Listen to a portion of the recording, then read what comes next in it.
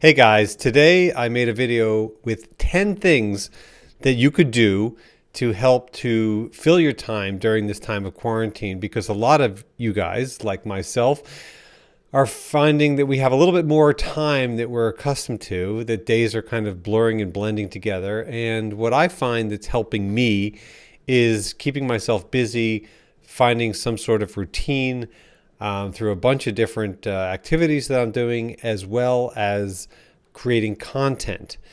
Then there's a bunch of other things that I've also been working on kind of in the back end that I wanted to share with you guys.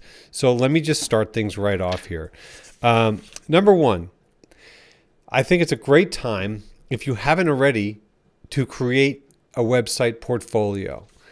A lot of you guys out there might have been thinking about creating your website. A lot of you people might have a website and you've kind of just let it go. Maybe you updated it, a few months ago, maybe a year ago, 2 years ago.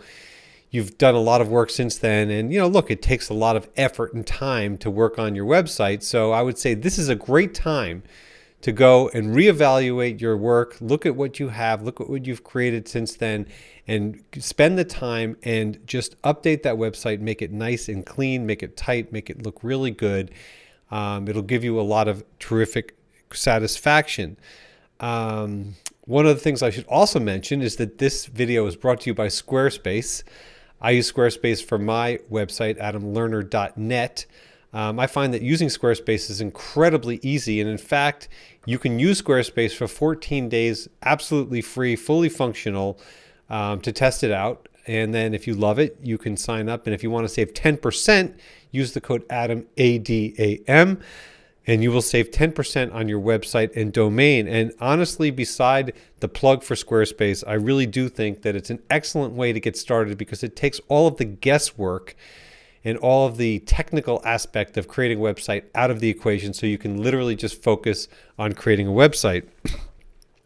Another thing I would also recommend, that if you have a portfolio, okay, so you've got a body of work that you take and you share and you send it out to potential clients, this is also a really good time to update that portfolio. So you look at your current portfolio and think about what kind of jobs that you want to get once we can go back to work, and really tighten up that portfolio, take out the stuff that might not feel as strong, and really try to build yourself the strongest portfolio that you can.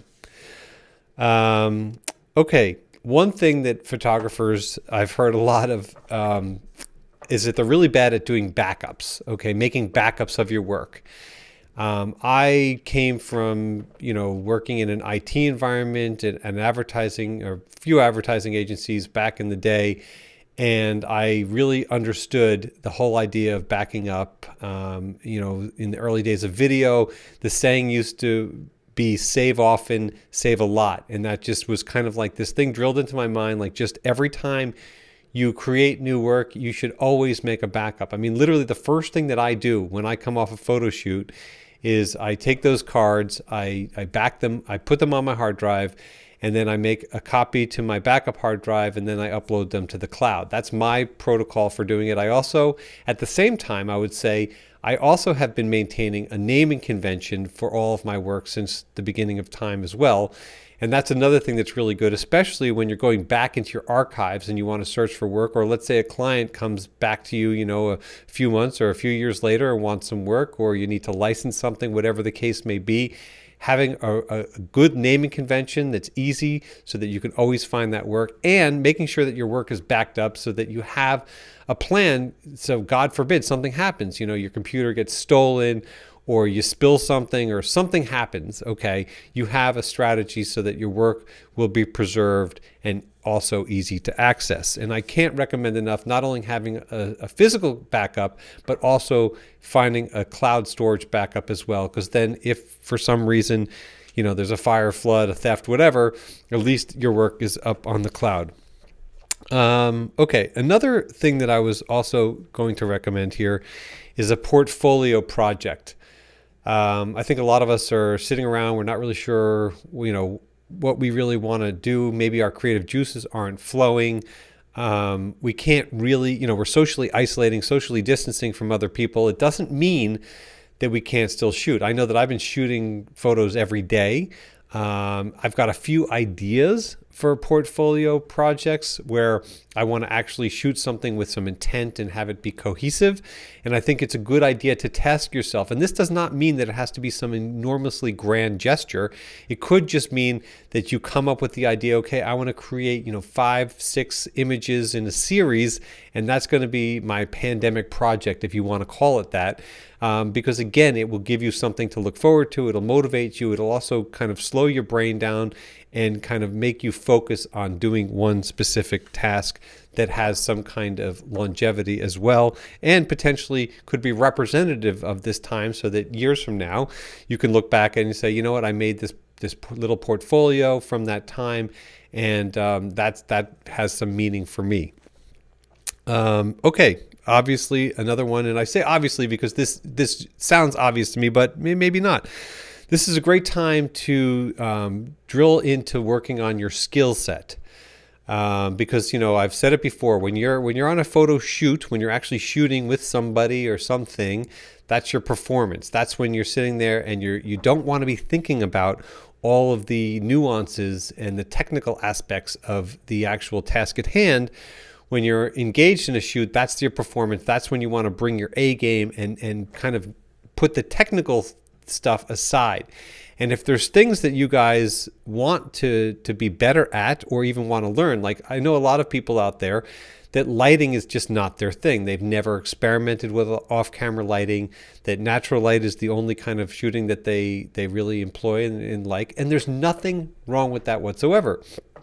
But now is a great time, if you were thinking about learning lighting, to really dive in and learn lighting. And I've got a ton of YouTube videos about lighting on my channel. I also created the flash guide with Jared Polin a bunch of years ago, and I'll put a link down in the YouTube description of this video on how you can find that. I know Jared's even been offering some really good discounts on the guides.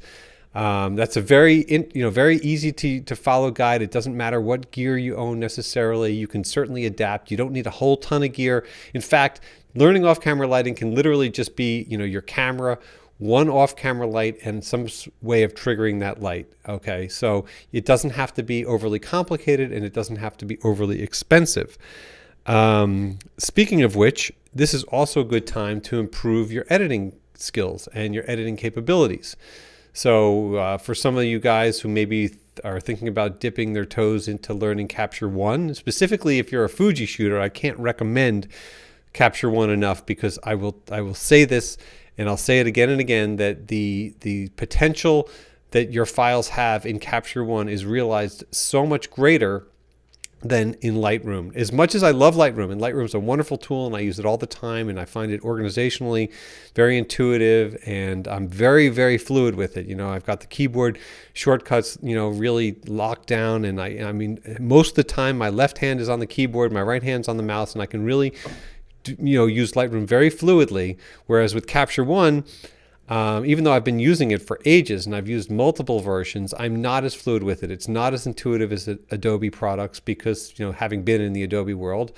Although I will say that plenty of my Digitechs who, they literally live in Capture One, they're certainly more fluid than me, and I definitely have even picked up a lot from them. But the point being is that if you were thinking about learning Capture One, this is a great time to do so.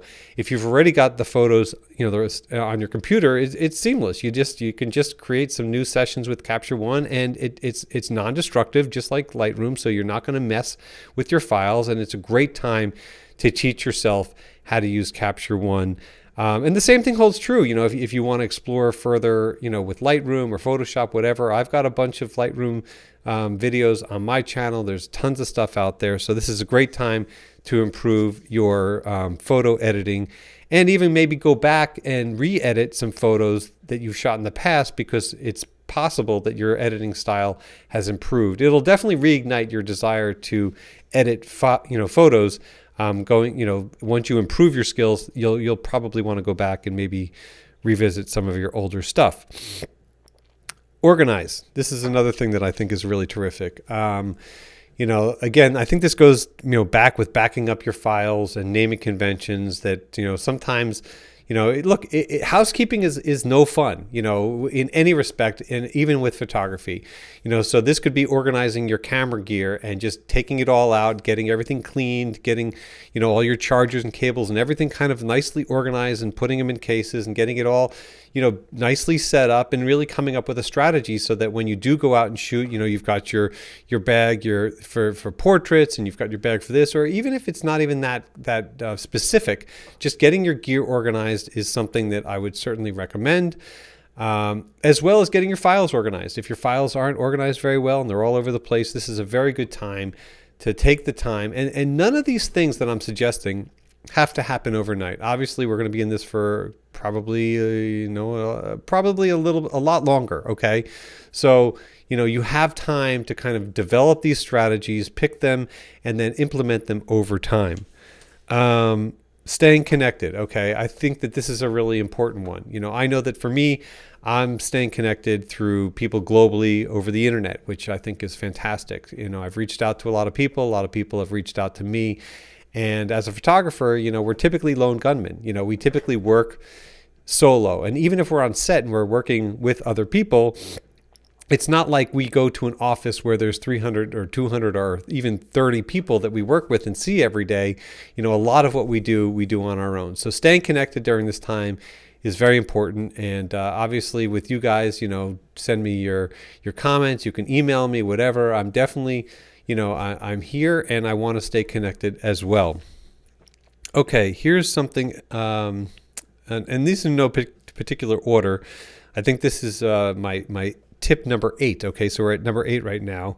Challenge yourself to do something that you've never done. So if you're somebody who's thinking like, I really wanted to try a video where I stop motion, or I really want to, like, in other words, so like somebody jumping through the air and you wanted to capture them at that decisive moment, where there's something really dramatic, or you wanted to, let's say, do one of those shots where like something drops in water and you capture, the splash, and freeze it at that exact moment, or you wanted to experiment with double exposure, or something that's been kind of, in the back of your mind that you were thinking like, oh, I really wanted to try that. I've never tried it. Well, now is the time to try it, because you never know. Number one, it's probably going to improve your skill set. And it also might be something that you end up incorporating into the actual shooting that you do, and maybe even incorporate into your professional shooting. It could be one of those things that we call a trigger that kind of triggers you into pursuing another type of photography that you didn't even know that you were capable of.